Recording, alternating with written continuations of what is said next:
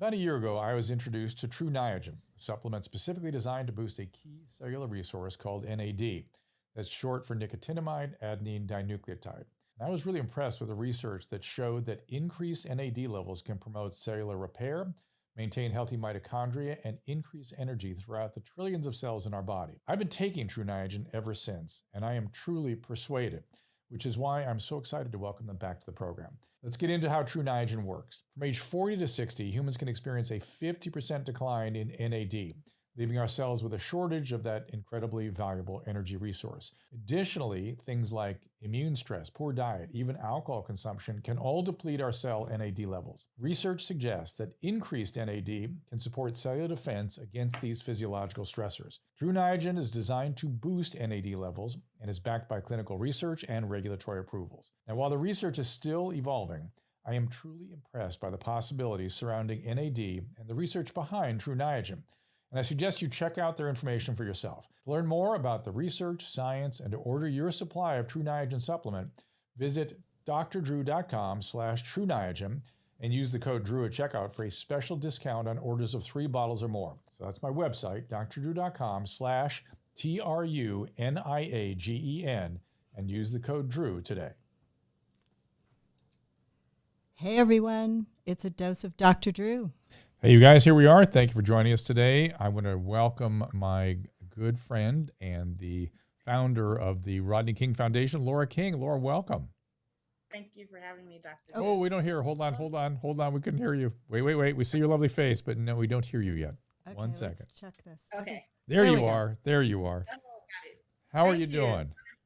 I'm okay. I'm unstoppable. How are you guys? I'm good. You made it through the whole COVID thing? I'm making it. Good.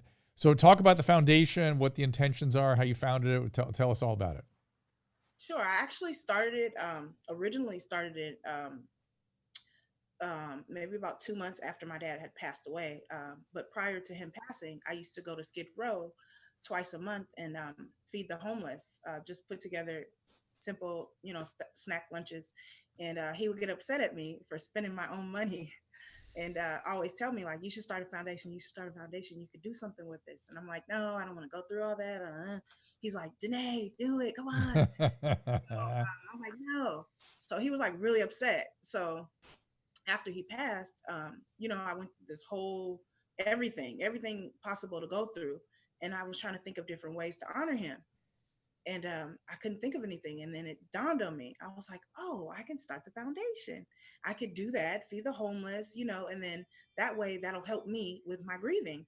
And so that's how that started. And I started it maybe 2 months after he passed. And then boom, that's when like reality hit that he really wasn't coming back. Yeah. And then I had to stop everything because I went through like a really tough time. So depression. Up until the last year and a half, I'd say year, that's when I finally, I've learned to do what he's always done and just use that pain to drive forth. Yeah. Susan, your phone's ringing over there for the gate, I believe. So, Susan Pinsky. I know. Turned it off. Okay. I know how you loved your dad, and I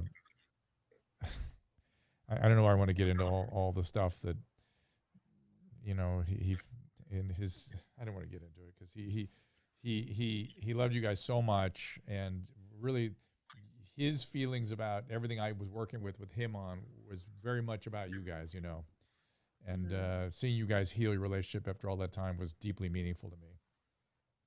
Yeah, being on the show, having that intimate moment was something we've never got to have with my dad.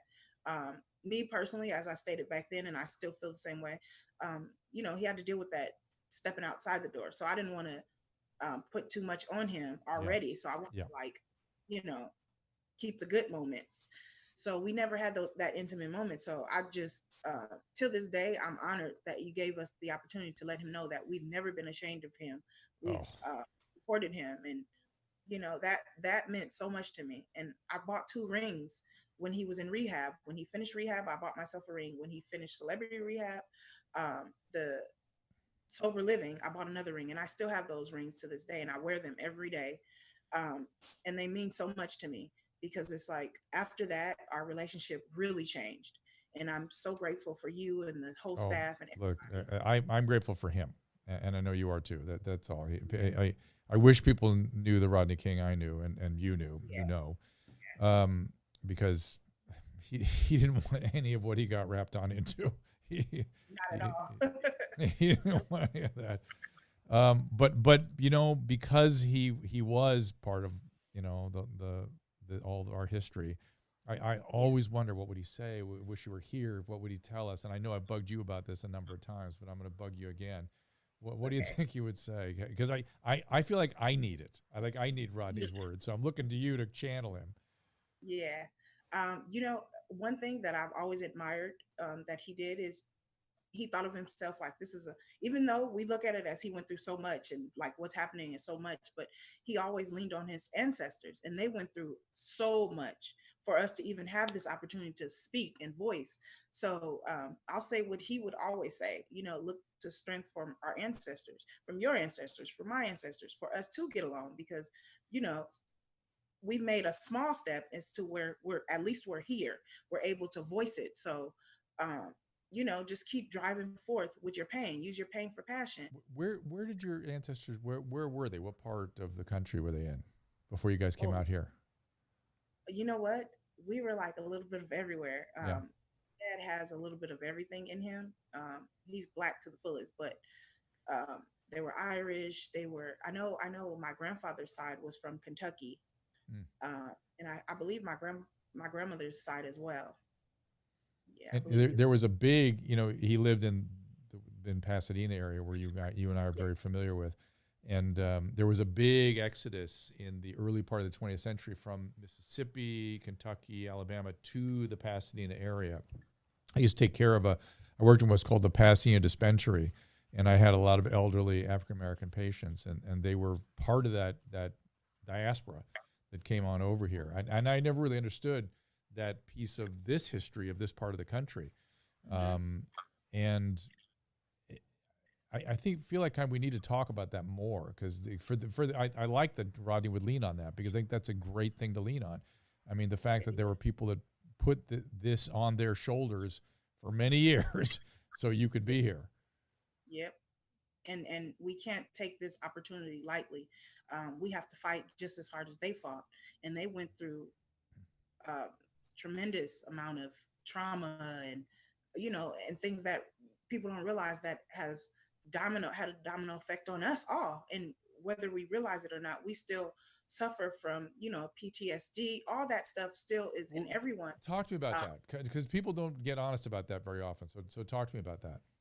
and that's one of the things that we work with at the Rodney King Foundation, because it's like trauma comes, sometimes you don't even know that you're in it, you know what I That's mean? right. And it That's right. affects your everything. It has an effect on everything. Mental health has a huge effect, and that comes with a negative stigma. People don't want to say, when they say mental health, it's like, oh no, but in actuality you should talk about it, you Well, should deal and with it. now where some people are even beginning to believe that those heavy traumas from the past get passed on epigenetically, like it's in literally in your genes, it's in your biology, and so if you don't kind of process and talk about it, it just passes on. Yes, it does. And the same with racism. The same thing. We're not born like this. We're not born to dislike each other for the color of our skin. We simply play with each other in the sandbox.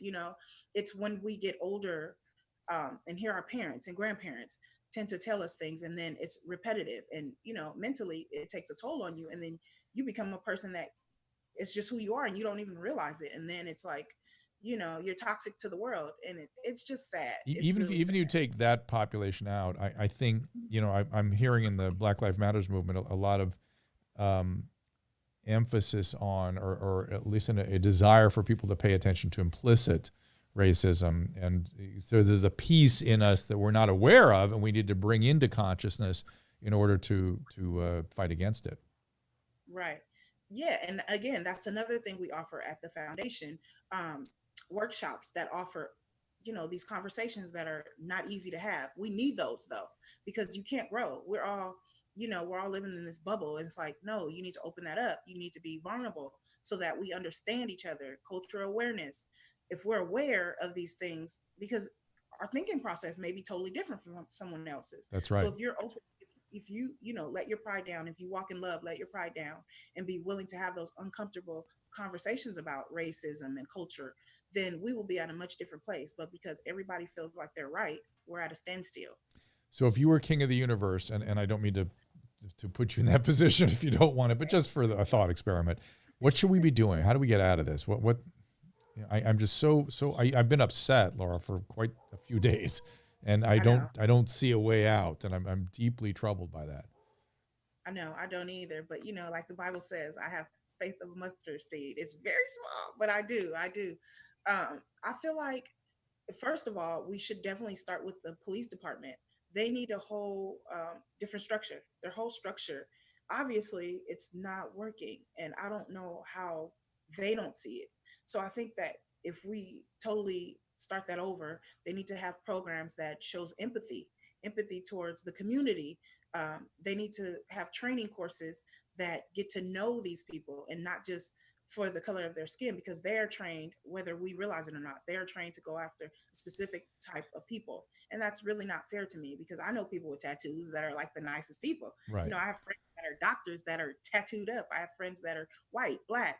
I can't judge them. I can't, you know what I mean? That's not fair. So I think that if we implement a cultural awareness training, a breakdown, and get to know each other and have these uncomfortable conversations, then we'd Susan, be there's at a somebody much. at the front door yelling, so you got to go out there.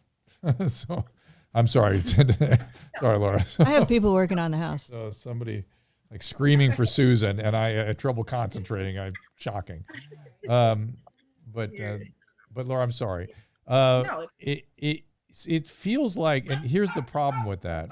This is the downside to doing things out of your own essentially home closet. okay. Um, I'm surprised you don't guys don't hear Elmo in the back. It's okay. the trouble that I can't. How can anybody disagree with everything you said? Right? I mean, it's impossible to disagree with that. However, what I've learned, because we've been talking about these things for a long time, and I've learned that one of the problems is every town has to field their own police department. Every little town, and they have only so much money and so many applicants, and they can't hire. They can't buy the non-lethal weapons. They can't buy the dogs. They can't buy the right equipment. They can't, they can send their guys and gals somewhere to get training, but can they afford it, or do they have enough people to pull that? And the point is, each little town is fielding a different team. And Very true. And that's what makes this so difficult. So would it be fair to say, at least in the major urban areas, we want to see a really good example for everyone else to follow? Yep, I think that's a valid point, because lack of funding has such a domino effect on so many factors. I think that's a good point, Dr. Drew. Yeah, and we are, and now my understanding that one of the demands of Black Lives Matter is to defund the LAPD. If they defund them, does that mean, I don't know what that means. How do we, no police ever, or start a new department? What is do you know what the leadership is thinking there? That's the first I've heard of that. However, I'm not gonna disagree with that, but it's hard for me to agree with that, because I personally know a few friends of mine that are police officers, that are good men, that do good, that do their job, that actually go into the community on their days off, get to know the citizens, and I couldn't see that them not getting a paycheck. That's not. Right. I don't think that's fair. But Right. I do think that there's too much funding being put into the police department in Okay. LA. So too much. So maybe money allocated differently. Yes, I do. Oh, are you feeling like I am, where you just got a thing in the pit of your stomach every day? Yep. It's like I'm sick. Yeah, I know. Being on here gives me a sense of like a deep breath all these days, believe it or not. That's why I'm more smiling more. But realistically, I was a kid during the riots. I was like, I had the same feeling, but I was a kid, so I was trying to still get an understanding. But now that I'm an adult, it's a constant pain in my stomach, in my everything, in my whole body. Yeah, I got the same feeling. I do, honey. I'm feeling like I'm going to start breaking down pretty soon if it doesn't like lighten up. It's that kind of feeling like I'm going to make myself sick. I'm worrying about stuff so much. And Well, I've limited the coffee amount because I'm like, that's going to make it worse. yeah, for sure. So if you go to rodneykingfoundation.org, if people contribute, what are they contributing to? It's actually just rodneyking.org. Oh, They'll be helping with financial literacy, cultural awareness, um, police relations. Because again, there we go and have those uncomfortable conversations. And that is like putting the fire, I've put myself in the frying pan in that situation a couple of times, but it's worth it because people, police officers are getting my point of view. yeah. Like I have millions of different points of view. I have a point of view from my dad's aspect, being his daughter. I have a point of view from being a citizen. I have a point of view from being a Black woman, being an example. So those are the things that we're doing. We're doing the footwork. We're providing resources for, say someone needs to go on a job interview, but they don't have anything.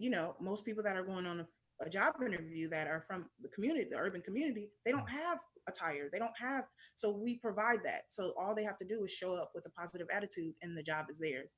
Ooh, And nice. I think that's very important. That's very important to have because if you go into a job interview and you don't feel the part, you're definitely not going to be the part. But if you Right. feel the part, you go in there with a positive attitude, the job is yours. You can Nice. only have so many no's before someone says yes. When you go downtown, are you still feeding the homeless? I actually started going the past couple of years. I partner up with a foundation in Long Beach at King Park, and I do that twice a month. And it helps feed the soul, but it's hard because it's never enough. So that's why I stopped for a while back because it was like we're in America, and like when you're feeding the homeless, you still never have enough. So it's hard. Sometimes you got to take a break, but yep, yeah. Do you have any suggestions policy wise on homelessness in California?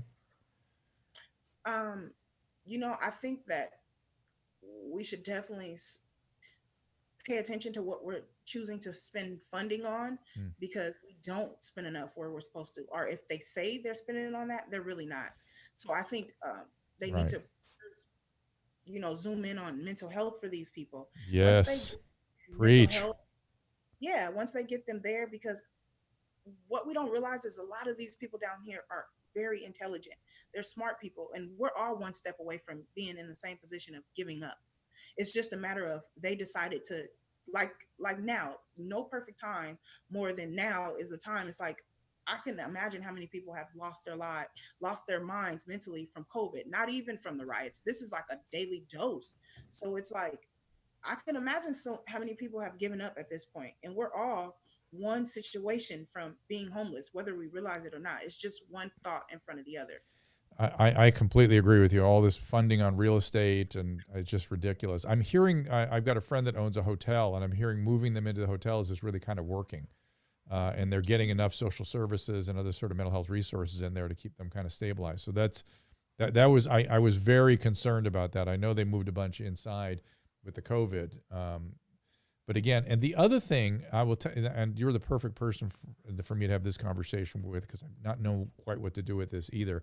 Particularly when you go downtown, and I know you've seen this as well. Clearly, we're doing something. Talk about systemic racism. It's on display downtown. Clearly, some policy is racist because African American men are getting disproportionately punished by the streets. Would you agree? I would totally agree. Totally agree. And again, there's all walks of life there, but just as you spoke, my uncle happened to be homeless, which is my dad's brother, for many years, and he speaks about that, about being African American man, homeless in Skid Row. It's the worst you can But think what of. what is it? What are we doing that's who's there? That's somebody needs to own up to that, whatever it is, or something. Or it's some racist policy it's either we're not doing something because of racism, or we're doing something because of racism or both that's causing And this. Because it's I just love, see it. You just see it. yep, I love the idea that you said your friend, provides them with hotels because think about it. if you are used to being in this environment and then you're Oh yeah. put in this environment, your mental state is going to automatically change. You're going to start to change little by little, and that may help them. You know that some people may not, but I mean, look at the number statistic in anything. Everybody's not going to be perfect, but realistically, I mean, any of us, if you put us in a different environment, then we're going to start to walk different. We're going to start Yeah. to talk different. Well, and as you said, and you have a place to provide and follow up mental health services, and that is where things start to climb upward. But it's Right. my fear was that the drug addiction was not going to get properly addressed, or that the suppliers were going to exploit what was going on. But it sounds like, at least in certain of these hotels, it's kind of working out. So I have a positive feeling about this. And when they first came up with it, the LA County Board of Supervisor chairwoman, Catherine Barger, told me that this will make a difference. And I was a little skeptical, I got to tell you, but it seems to be working. So that's good. I want to tell you that people are congratulating you on I have a stream here of people commenting on various platforms. And Jesus was very, very vociferous to tell you how much he appreciates what you're doing. Thank you, sir. And let's see, other people are commenting in. And of course, as soon as I say that, they're all going to jump in. But I'll happy to send Lora your messages.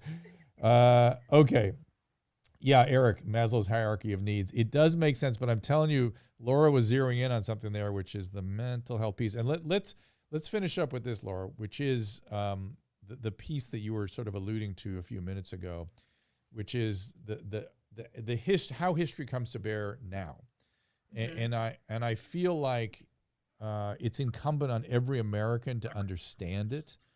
And then I feel like I'd like to hear more from African Americans whose families have dealt with it, suffered it, about what's in there, what's inside right now that's transmitted down from that experience. Do you think that would be useful? I think it would be very useful because, Yeah. I mean, the closer you are to the roots and get an understanding, the more you can operate on who you are at the core. But if you don't know, you're like, and you're listening to everything else. But, and again, who wouldn't want to know that? Who wouldn't want So to? you speak to it. I'm going to give you a minute to kind of talk for people that aren't really understanding what you're talking about. Speak to them about it a little bit. As far as what part? I got scatterbrained. Well, what ancestors have endured and what that is embedded in your heart. Let's put it that way. Oh, okay. Um, everything possible, trauma, abuse. I mean, I could go on. We could be here for hours. And you can look it up yourself, because for me personally, and that's something that I learned from my dad. Like when I'm struggling, I'll look up things of, the past, what people suffered as far as slavery, as far as the nitty gritty of the gruesomeness. And that gives me strength to keep going, because I often find myself wanting to complain, wanting to say, oh, I'm this and that. No, think about, our ancestors had less than what we had to work with, and they still made it happen. They still made it to where we are here. So if we just conquer our fears, conquer our self-esteem, and that's another thing we offer, mental health as far as self-esteem, because we've been taught to think of ourselves, as you can see, the male image, the positive Black images is not very often, and it's sad, so it's like, if we get to the core of where we came from, the strength that we had, it will give us the strength today to keep going. Yeah, I think if we spoke to one another's hearts, I think that would keep the conversation in the right place. Right. And if you as someone, so my ancestors came, as many white people as came from Europe, and they suffered their own stuff, and people split off to try to get a better life. And this country, they chose to come here, and it did give them that. How different your heart would feel if you were kidnapped and brought to this country and then put through horror. How your heart would be different than my heart, and how we can speak to these things. I think part of it is those of us that have European descent really need to study our history. Really need to look at it, because if you don't really understand what was going on, it's easy to gloss it. It's easy to gloss it. That's a true statement, Dr. Drew. Very, very true statement. Yeah, I've been telling people, I've been chanting a lot lately about Frederick Douglass's biography. I just think it will give you, if you don't have a background, if you don't understand what's going on in that period of history, just read his biography. There's I one have it called. right there too. That's Show so it. funny. Show you it to said- me. Show it. Pull it out. Pull it out. Go get I it. am here. And is this the one with just the big word Douglas on the front? No, actually, this is this one, the narrative. Oh yeah. Oh yeah, great. Yeah. There he is. And Yeah. that's like from his own words, from his own journal. Oh my personally. God. I told this to somebody yesterday, Tyrus, that in the opening of the biography I read, which I'll pull it out here one of these days. He was this incredible orator. I think most people understand that, just like incredible. And he was asked to speak at the founding of a memorial. It was another Lincoln Memorial on behalf of Black Americans being released from slavery, and it's not a great, it's not a well done thing, and of course Lincoln was a rigid racist. I mean, he really was a racist. Not that it wasn't his heart that was racist; it was his brain that was racist, I think. Yeah, But right, and Frederick Douglass gets up, and he was friendly with Lincoln. He was a good friend of his, and they both had deep respect for one another by the end of their lives. Now Frederick Douglass had to fight for that with Lincoln because he was, he had his own biases and whatever. But he fought for it, and they got it, and they became great friends. But he knew something about Lincoln's thinking that he brought out immediately in this dedication, where he just opened with Abraham Lincoln was a white supremacist, and I was like, took my breath away. I'm like, no, not Abraham Lincoln. Then he went on to explain what he meant, and I thought, oh my God, this is a blind spot. I didn't understand. He saw things from a white perspective, Abraham Lincoln, above all. Therefore, supreme above all was his white perspective, period. Even though he was able to contend with his racism eventually, sort of, his white supremacism, let's call it. And we almost need a new word for that. I wish we had a better word, because it immediately evokes skinheads and things like that. And that's not what we're talking about. We're just talking about seeing the world from a certain point of view and not opening to other points of view, which is, again, back to, I think, what people are really asking for these days. Think so? Yep, I think so. That's Sorry, a good There's a perspective. little feedback because she doesn't have earbuds in. Oh, you took your earbuds out, or you? That's okay. Okay. Nobody's noticed it. It's fine. I'm going to let Laura Just go. me. I've got the headphones I'm on. going to get Laura go in a second. Anything else we should go over, Laura, before I let you go? No, I think you covered it. Okay. Okay. Well, I looked to you to make us feel better. You made me feel better. Your dad made me feel better. Likewise. So just seeing your great smile goes a long way for me. I'm going to show a picture of you and Rodney together on HLN. Okay. And I don't know if your mic will work. Let me see. Right now? Oh, there they are. There we are. Can people hear? That was when. Yeah. I think That was when he was promoting his biography. What was the biography called, Laura? The Riot Within. The Riot Within. So please get that book. It was a very, again, speaking of heart, that man had a giant heart, and he spoke to it in this book. The Riot Within. The Riot Within, yeah. It was so funny because I don't know my time, but I wanted to share this. When it first came out, I went to, I was working in Glendale at the time, so I was able to go to the Americana and see the display and personally go grab a copy. And he was so upset at me, like, I have your copy. I'm like, no, I want to actually go in the bookstore and buy your. I He was know. so mad. It's like a recreation of you going downtown and feeding the homeless. The same. Right. Same. Like, No, Dad, I no, want I to got do to these. shovel. Want to do these things, Dad. They still have all those videos up on YouTube if you want to find it on YouTube. What, me and Rodney talking? Yeah, the Yeah. HLN interview and a few others, but and some celebrity rehab stuff. Okay. All right, Laura. Again, thank you so much for spending a little time with me. Stay safe out there. And if you need me for anything, you know where to call, yeah? Thank you so much, Okay. Dr. Drew. Thank All right. you for having me. Talk to you soon. It's the Rodney King Foundation. RodneyKing.org is where you go to. I'm going to go look at the website right now. Thanks again. Thank you guys. Thank you guys for having me. You bet. RodneyKing.org. Let's see what the website looks like. And then Joey we're says gonna- that we're going to there it go, and then he keeps talking. No. I'm let Laura go. Let Laura go. Laura can go, and then because I'm gonna do some COVID stuff now. I'm gonna review some data and things like that. This is Yeah. a great website, by the way. We I have love this one picture of caller. him. I Thank love you it. so much. Oh We my have God, one these caller, pictures are too. great. But they don't. Thank you. It's a question about smoking. So Okay, I'm going to get to it. I'm going to get some calls, talk about smoking and things like that. we're going to go back to COVID now. Yeah, so, Uh, all right, I'll let you. God bless you. Bye-bye. Thank you again for Okay, having me. you bet. Okay. Bye-bye. Let me go to this call here. This is, I don't know, there's a name on here. Robert, is that you? Dr. Drew. Hey, man. How you doing, bud? I'm good. How are you? Good here in Van Nuys, going through this aftermath here in the valley. Yeah. You okay? Well, I had a medical question, Okay. if it's possible. Okay, go ahead. I was having sex with my wife a couple of days ago, and after, completion, I had a numb feeling in my right index finger, Okay. and it lasted maybe 2-3 days. Hmm. Trying to figure out what that is or what. Well, usually that kind of thing, was it on the underside or the top? Like the nail side or the underside? Both, actually. It was like Whole from finger. the first knuckle all the way to the tip of the finger. Okay. If you take your wrist and cock it, well, it's going to be hard for you to do it. You can't see me right now, can you? Are you on YouTube? No, I'm on the phone actually now. Okay. So if it's hard for a person to do this themselves, but you cock your wrist back and then tap on the sort of surface of the wrist, the palm surface of the wrist.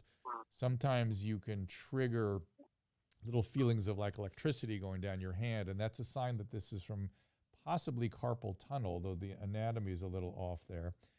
Usually it's just that you stretched. Usually it's kind of just that you stretched a nerve. You just kind of stretch it. You didn't realize you were doing something, and you kind of pull it and it stretches the nerve, and that's it. And usually it goes away. Yeah, that's quick. what I kind of assumed. Yeah. Don't worry Pulled about a muscle. Yeah, it's like you pulled a muscle. You're pay attention next time. Yeah, carpal tunnel, somebody says. It's not really the right anatomy for carpal tunnel based on what he was saying, but it is a possibility. Okay. We don't have a call screener. I forgot about that part. So it's all right. People need to write their questions in, and it's quite all right. unless you want to go blind. Oh, they write their own questions in? Yeah. You have to. Wow. You have to mention. Actually, he called on December 2019. Yes, he talked about smoking last time. Yes. So I don't know. Well, let me do a little COVID talk for a second here, guys, if you don't mind. So I'm staring at the numbers all day, and I'm trying to figure out if I can see any trend, and I'm looking at different states and different regions, and just trying to figure out if there is anything we should be worried about. Obviously, everyone is out there in public, piling on top of each other, oftentimes without masks. Outdoors, low risk. Sun, low risk, but not no risk, especially when you're super close like that.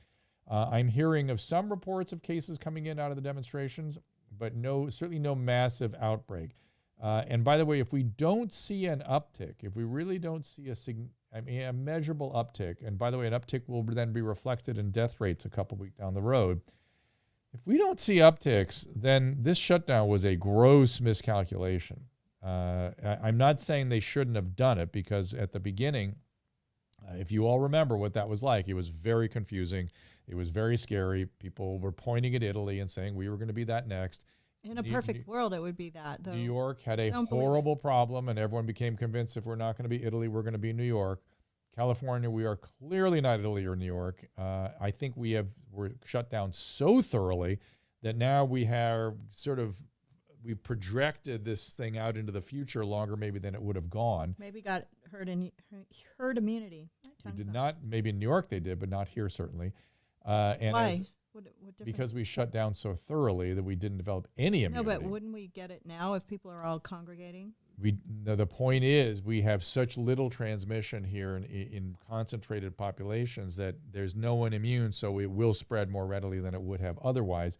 We're not going to get near herd immunity, even with these giant demonstrations. But the problem is they're going to take it home, and then the old people are going to get sick again. Mm-hmm. And the home is the region of most significant transmission. So if you've been out, be very careful who you're exposing yourself to, because somebody's going to bring some stuff home now. Now, I don't think we're going to see a giant uptick. I really don't. Which again, that's because I think the lockdown was too much too long by a long margin. But that does not mean I take issue with it doing it. I think doing it was buying time and figuring out what was going on, and that was reasonable for a while. Let's try. I don't have any idea who's on the queues here, so I'm going to try it. Okay, be good over there. Okay. Hi, I don't have your name. Who's this?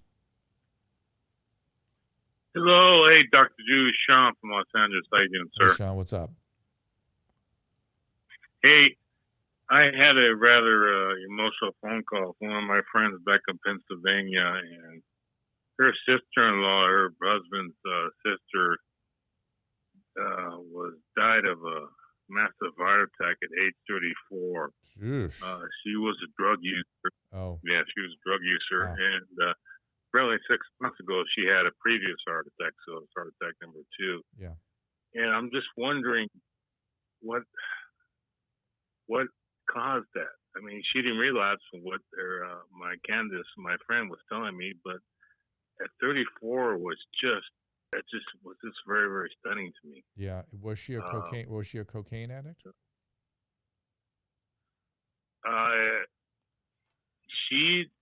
Candace didn't say, but apparently she was on methadone. Oh, so methadone. And methadone is an opiate, and that's for heroin addiction, or for now fentanyl addiction. But methadone does have some cardiac complications associated with it. And mostly arrhythmias, not so much heart attacks, but arrhythmias. If she was also doing cocaine is really the drug of heart attacks.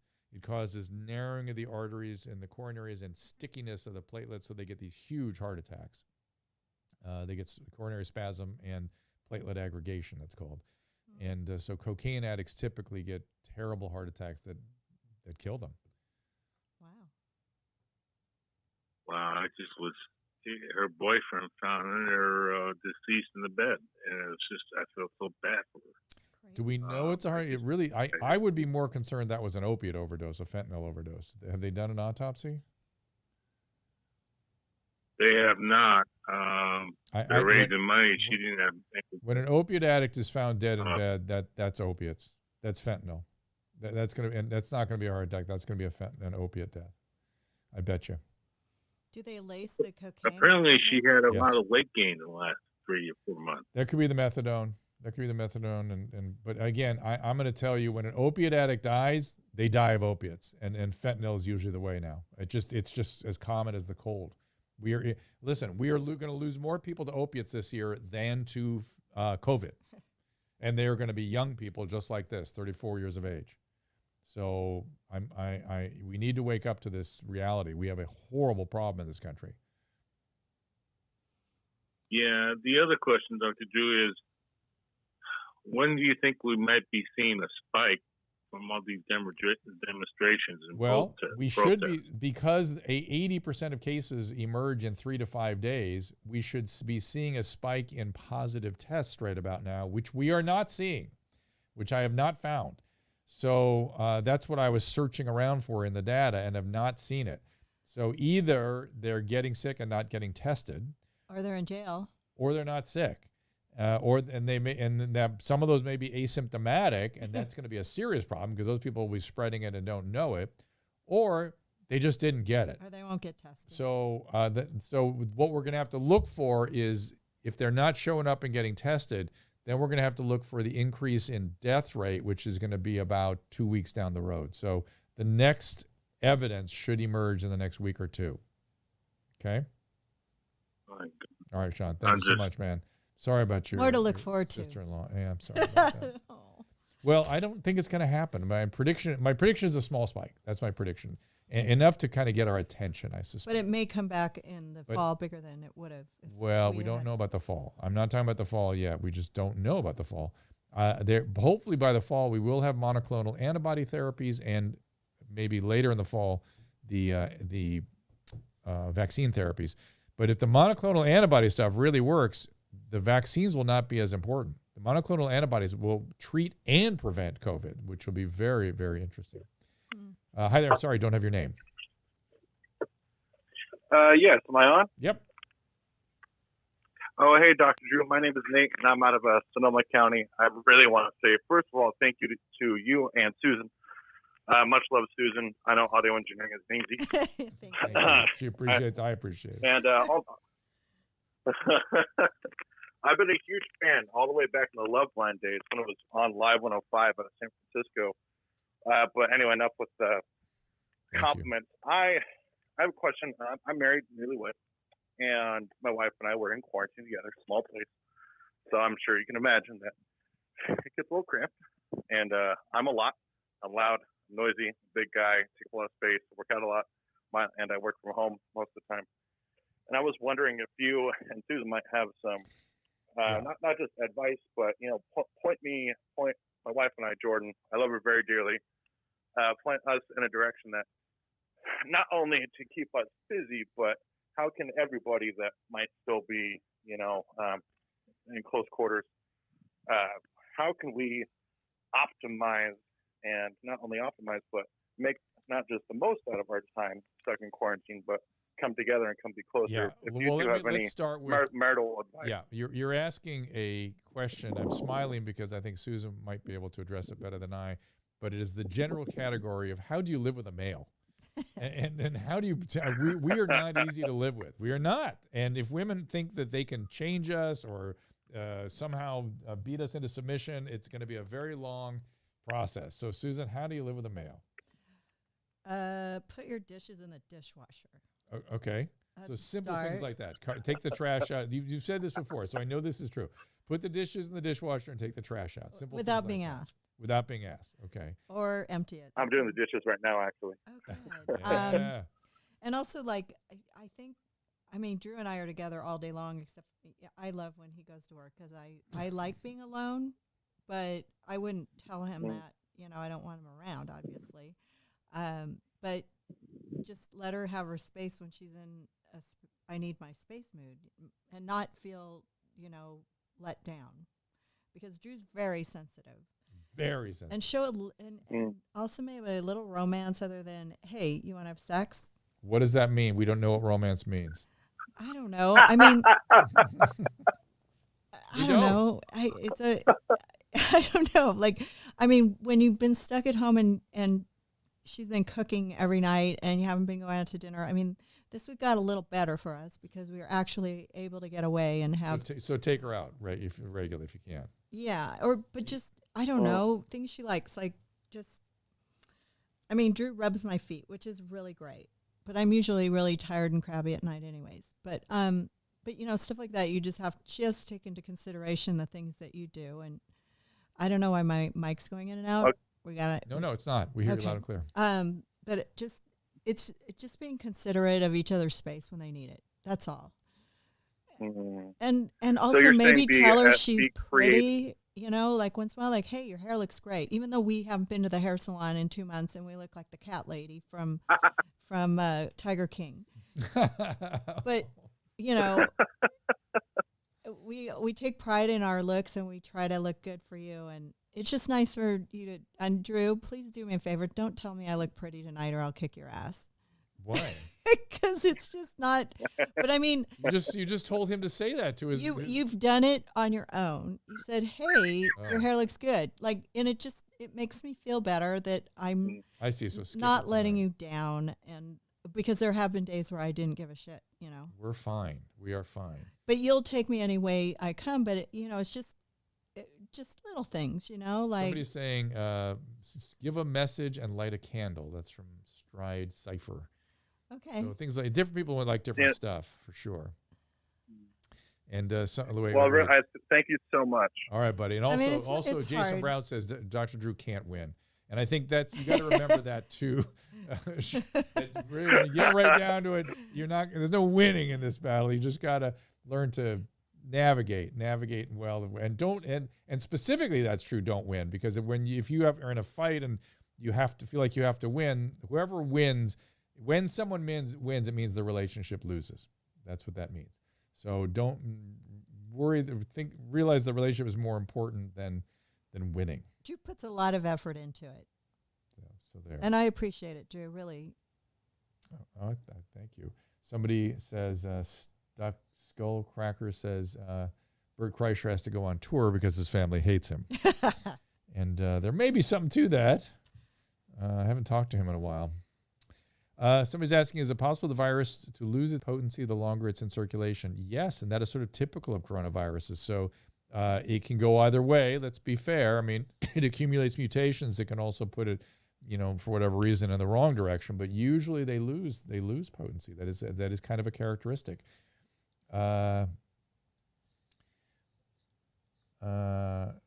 Randy's laughing about Bert Kreischer. Okay, so I think I kind of want to wrap stuff up. Do you guys have any questions before I do? I'm watching the thread. If there's anything else or any questions that you want to call in on, 9842 DRDREW, 984-237. I think that one terminated. 3739. I'll take. People are tired of asking questions. Maybe one or two more calls before I go. But tomorrow we're going to have. Hang on. Who do we have? We have the doctor who was talking about the suicides. He's from. Oh, did we set that up? Well, it's on my schedule. Well, he couldn't really commit yet because his wife's having a baby. Oh my! Well, there's a doctor up in Walnut Creek who is somewhat viral from having said that he's seeing a massive increase in suicides and suicidality, and that really concerned him. Okay. So I didn't book anybody yet because I wasn't sure. I want to talk about that. Let me talk to. Wait a minute. I'm going to get to. Desiree. Is that you, Desiree? Hi, Dr. Hey. Yes, sir. Go ahead. I don't know if you remember me, but I called a couple weeks ago about not being able to keep my balance when I do was yoga, worried about that. In regular stuff. Yes. So I managed to get a new doctor, and she gave me the referral to a neurologist. Great. She also diagnosed me with essential tremors. Okay, that's good. Essential tremor is no big deal. That's good. Yeah, it's no big deal. No big deal. Essential tremors, they're just okay. Essential means we don't know what causes them, and they don't really have any consequence. They just are. Okay, because it's driving me bananas. The tremor itself is? And I legitimately. Well, yeah, because I can't type anymore. I do a lot of typos. I can't. Walk around. I look like I'm walking around drunk. Well, this is what you have to talk to. This is why the neurologist has to be consulted. There are there's a lot of things you could be doing. Beta blockers, anti-seizure medicine. There's a bunch of things they might try that could work. Okay. Would you give me any advice on how better to approach my doctor? Because I get very nervous and I'm very. Just be here's what you should do. Just really answer the questions. Just he or she will know exactly where to focus the line of questioning to sort of get the information he or she needs, and just think, answer, be succinct. Don't give long stories about it unless there is a history they need to know, like an arc to what's happened. But generally, it's going to be. Have you ever had a seizure? Do you get headaches? And if so, where are they? What is the quality? Have anybody in your family have seizures? Do you have any numbness or tingling anywhere? Just get ready to be answering questions about your nervous system, and just don't be afraid. They're used to all the answers, and just answer them straightforward. Let me know what they decide. Okay. So I was just looking on Twitter for a second. Yeah. And Big Impact Radio said 80 to 90% of all COVID cases show up within 4 days of exposure. Correct. 7 days. Someone can send me data supporting the massive outbreak from the Ozarks pool party. I'm ready to see the numbers. Correct. There was no outbreak from the Ozark pool, but there was one case. And we don't know whether he or she got it from the pool party, but there was one case. Or maybe that person got it after the pool party. Well, don't you think since we were all in quarantine for so long, nobody has anything? It depends where you are. And then we're going out and there's nothing there. Right. For the most part, the incidence was way down. But you got to remember, the incidence was about the same when it was accelerating too, right? We had a big outbreak that occurred. But it was cold. It was winter. We were all shut inside. And a virgin population. So people that were going to get it got it. So it's interesting. Are there testing centers in the Ozarks? From the beginning, I was very concerned about public health officials without clinical background making clinical decisions. That's a terrible idea, which is why I kept referring everybody to Dr. Fauci, because he has the clinical and the theoretical. And he's been quiet lately. He's letting things open up, and hopefully he'll have something to say, when we have an uptick in terms of how to deal with that. But remember, we have an opportunity here to prove that distancing and masks are just as good as staying at home, or maybe better even, possibly. And so if there is an uptick, it will just mean more diligent use of masks and distancing rather than locking everything down again. Locking down will not be, we can prove that that's not a necessary sort of feature of any further fighting we do of these viruses as they come around. So I have a weird mic problem. It goes in and out. See, like 1, 2, 3, 4, 5. So we're gonna have to fix that. All right. Well, I'm We've had, when Caleb comes in, he moves things around, and then when I'm back the next day, everything gets okay. Nicole, the virus is mutating. It is accumulating mutations, but none of them have had any real significance as of yet. And generally, coronaviruses become less virulent as those mutations develop. It's part of the life cycle of this. All right. I think that's about it. We thank you guys for stopping by. We thanks for the calls. And thank you to Lora King. Wait, don't go too fast. I have to get the outro. Okay, and we appreciate Lora King for stopping by, and the Rodney King Foundation. You can't surprise me. Rodney King Foundation. Check it out at rodneyking.org. We love Rodney King. Fauci is apparently on the record now saying he's confident we can get to 100 million doses of vaccine by the end of the year. Well, that's a big, big, big, big deal, if that's true. And you're going to be on Fox tonight. Fox 11, not Fox News, Fox 11, which is a local Fox affiliate. I'm only just doing a little commentary. It doesn't seem like there's that much going on today, though. Good. Then maybe Alex and unless Newport Beach is under siege now, we don't know. Well, then Alex and I will address some of the virus stuff. Who knows? I mean, they did Alex did 8 hours of television when the last few days. So yes, poor Alex has been constantly on the air the entire I have this new app that I found called Flight Radar 24. That's for Los Angeles because other cities don't have helicopters. Right. You can see where all the helicopters are. So if there's a bunch of planes and helicopters in one area. But that's in Los Angeles. Yes. Yep. I love it. Yep. So it looks like Hollywood is kind of a mess again. Also, San Fernando's looking a little rough. Long Beach just has planes coming in and out.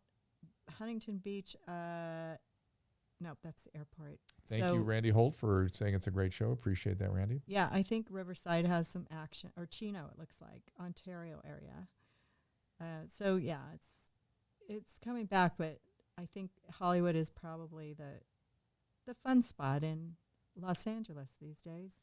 Vicki, I don't think there will be another stay-at-home order because we have shown that it's not necessary. I mean, nobody's going to stay home either. Shown us. Yeah, and no one will believe it next time. They will be just look. It's just reefer madness, guys. Whenever public health officials and doctors overstate a risk, and then the public goes, hey, "Wait a minute, that didn't turn out to be true." Forget it. Now I'll make my own decisions. You get one swipe at the plate with the public when it comes to medical information of this quality. Don't you think that these protesters just look giddy, walking out free with their masks on? Like, oh my God, I'm out in the sunshine. I get to talk to other people. Part of the energy that's going on here is people don't have work. They don't have a future because we closed it down. School. They've been cooped up for 3 months. They don't have school. I mean, so of course people are going to have energy, of course. All right, guys. And the curfew's 9:00 tonight. Depends where you are. In LA. Depends where you are. I saw the latest, so that's a good sign. Yeah. All right. Thank you, guys. I'm gonna fix my mic after this. And, sorry, guys. Hopefully, we will continue to move towards it's a better. So weird. It's going in and out. Like it's not on our stream, not to us. It's in your headset. No, somebody said it on the restream. Thank you guys for giving us this information. So, got some work to do over here technically. All right, you guys. Thank you very much, and we'll see you again tomorrow. Hopefully around this time. See you then.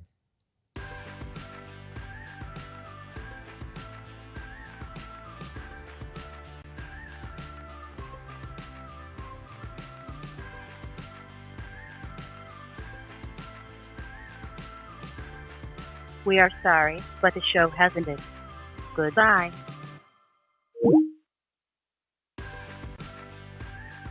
I am so grateful for our friends at Blue Microphones. Not only have they completely changed what our show sounds like, they've given me headphones so I can monitor things better. This is the mic for millions of creative people, and now I know why. I'm so grateful for them completely changing the quality of our audio. You'll find Blue mics like Yeti and the Mouse, which we're using here, both in pro studios and home studios, literally all over the world. Their popular Yeti caster is a Blue Yeti microphone, plus a boom arm system that's behind many of your favorite podcasts. I run into them all the time, and now I know why. If you've ever thought about creating your own podcast or YouTube channel, Blue can make you sound and look great. Just visit bluemic.com and click Get Started, and you can start telling your story. I